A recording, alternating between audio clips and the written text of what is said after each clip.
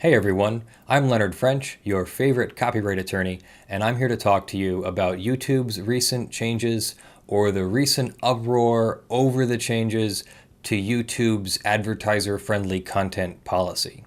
You may have seen any one of a number of videos from some major YouTube creators, including Philip DeFranco and Boogie2988, all about how videos have been demonetized, may have been demonetized for a long time, more than a year, and they're just finding out now, and it's very unclear as to what the cause of this demonetization is. YouTube has responded in a typical cryptic Google way and has made these advertiser-friendly content guidelines. These guidelines are very interesting from a legal perspective. Now, you might need a little bit of a background into what free speech really is before we go into the next part of this discussion. So let me try to go over that for a few seconds. Everyone knows that the First Amendment of the United States Constitution stands for free speech, right? And around the world there are other versions of the freedom of speech or not. And every time something is censored any place, somebody is going to stand up and shout free speech, no censorship. That's not really what's going on here, and that doesn't really apply here. But real quickly, since it's a constitutional amendment, what it says, what the First Amendment actually says, is that the freedom of speech should not be limited by the government in any way. Now, YouTube could fall under free speech laws if it was acting on behalf of the government in some way. I'm going to assume that there is no government involvement in YouTube, at least not at that level. And so unless someone presents some more evidence, I don't think YouTube is guilty of any sort of free speech violation. That said, there are some community expectations that we, the customer, and we, the product, can expect from certain platforms, right? I mean, it's not nothing. We shouldn't just allow ourselves to be used as fodder for the YouTube advertising content machine, right? We should actually stand up for ourselves and use a product that is made responsibly and maintained responsibly by its creators. And so far, YouTube is really kind of close to that, but in a sense, I also think it's a grand experiment, and I think they sometimes treat it like that.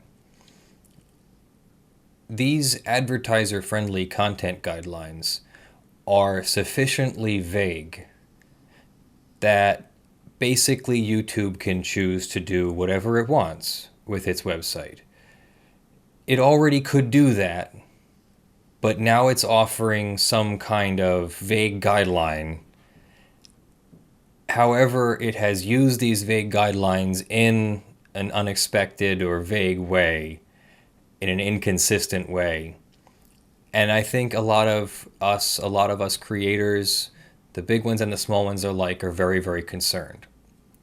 I sent my own message off to YouTube since I have more than 1,000 subscribers and I have that privilege. YouTube will answer an email from me, which I thought was actually pretty cool. But then I thought about that a little more, and you'd hope that YouTube would answer emails from a lot more than just people who've received 1,000 subscriptions. I don't know. Let me look a little bit at these content guidelines with you, and we'll move into then what was in my message and what other messages YouTube has sent.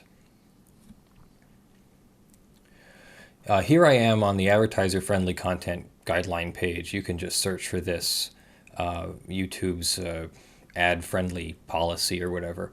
And this is the infamous 4 or 5 paragraphs that YouTube has put out that are the vague guidelines. Content that is considered inappropriate for advertising. Not advertiser-friendly includes sexually suggestive content, partial nudity, sexual humor, violence, serious injury, events related to extremism and violence, inappropriate language, including harassment, profanity, vulgar language, promotion of drugs, related substances, selling, use, abuse, and controversial or sensitive subjects and events, including subjects related to war, political conflicts, natural disasters, and tragedies, even without graphic imagery. If the above describes, there's this note, if the above describes any portion of your video, then the video may not be approved for monetization. Now, why is this worded this way?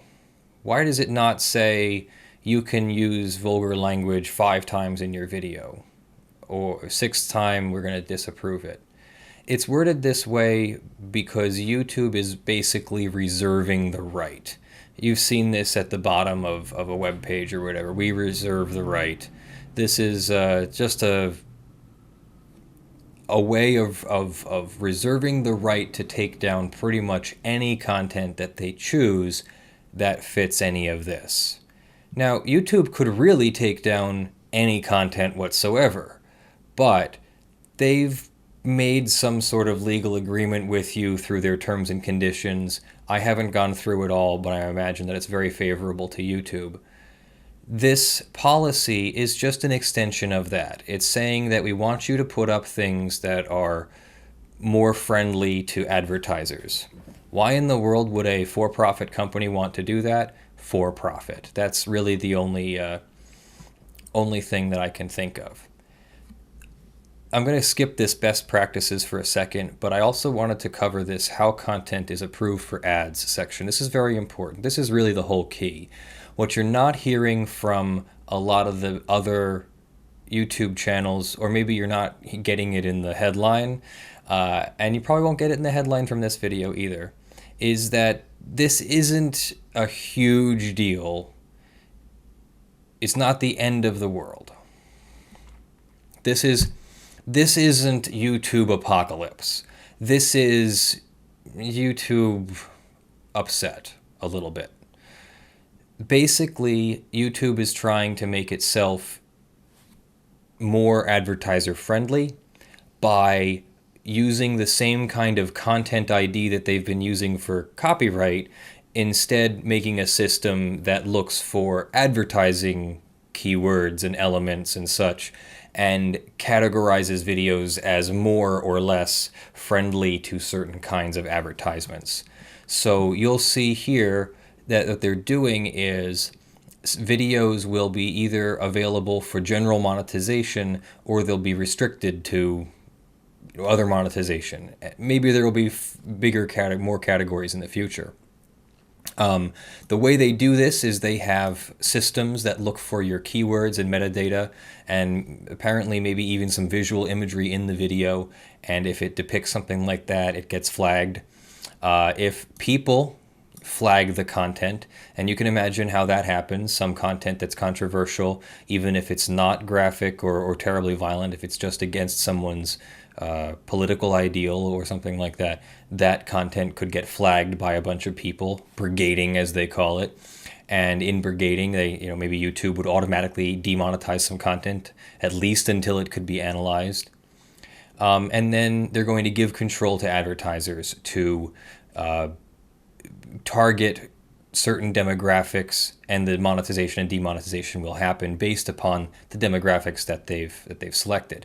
So if they've selected an adult demographic, I suspect that something that has adult content in it maybe won't get demonetized as quickly as if it was someone had selected a children's demographic. That would probably get demonetized for if it was meant to run on an adult ad, adult entertainment related ad or something like that.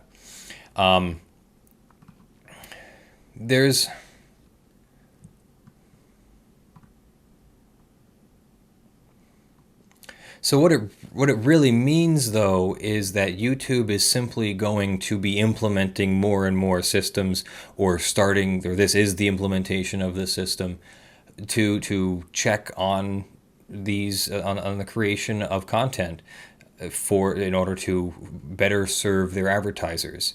This is both good and bad. It will mean that some YouTube channels will change their content to better fit these policies. by doing some of these best practices that are listed here, such as following guidelines, filling in your metadata properly, using a title and a thumbnail that accurately represents the content, not using explicit language in the publicly viewable parts of your title and thumbnail. And something about don't embed promotions for your own sponsors in your video. That can also create an advertiser conflict. So if you have an already sponsored video, they may limit your further monetization of that. There is apparently a paid product placement policy. So YouTube cites these policy guidelines. And so I've gone here. What type of content will be age restricted?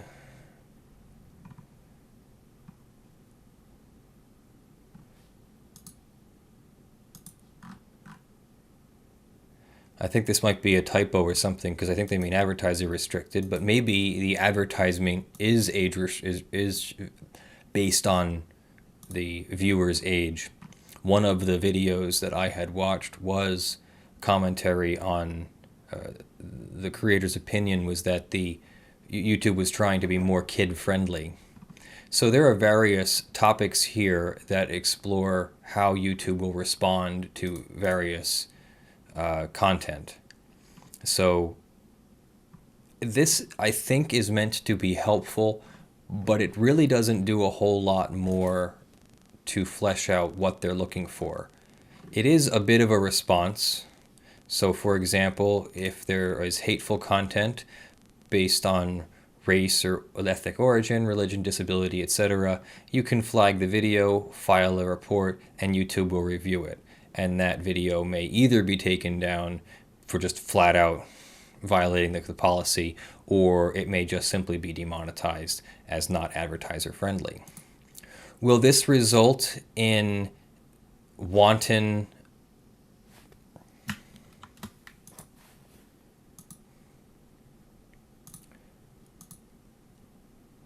demonetization of videos? I don't know. It looks like it already has resulted in a large number of videos being demonetized. Will this result in creators limiting what content they put on YouTube? Maybe a little. Maybe somebody who was going to put a violent interaction video on YouTube might have to think twice about that and put it on something like LiveLeak or another site. If the object was to get it on as many sites as possible, then maybe you just put it on YouTube and see what happens. So far, I haven't heard of anything like strikes or any other repercussions.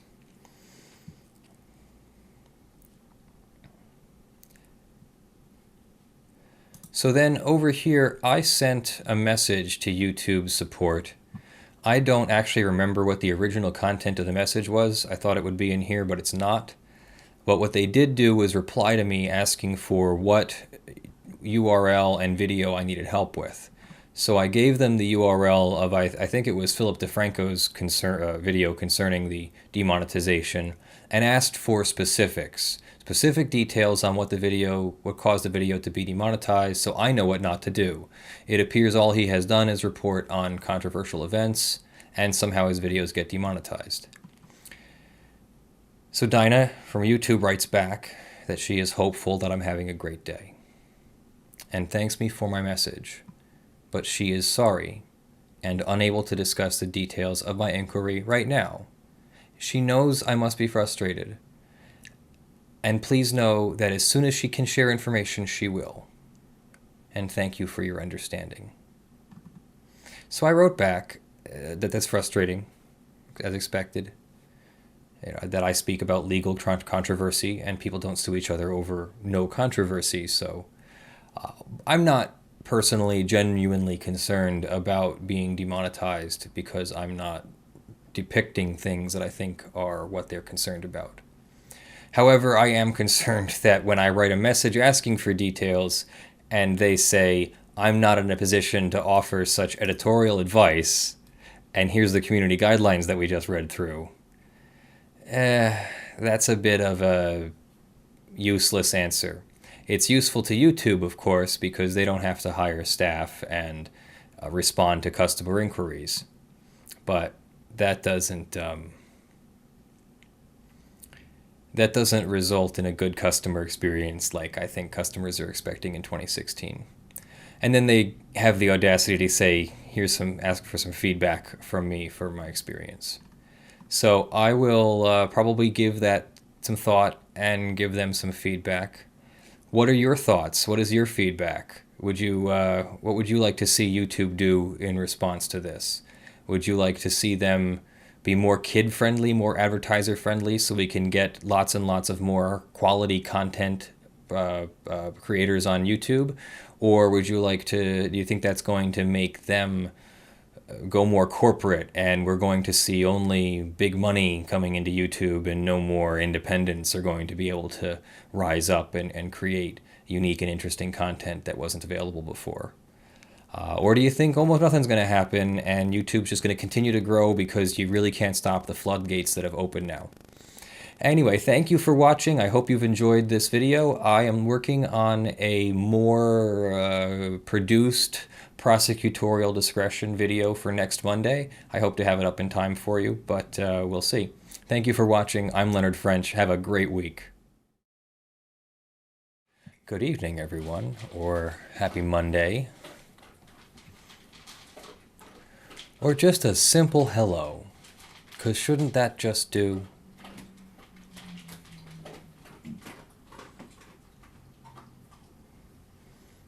She's laying down. I don't know if you can see this.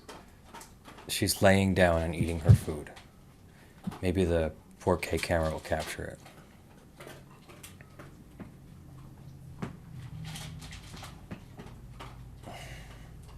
And of course, I've decided to start recording as soon as she started doing that.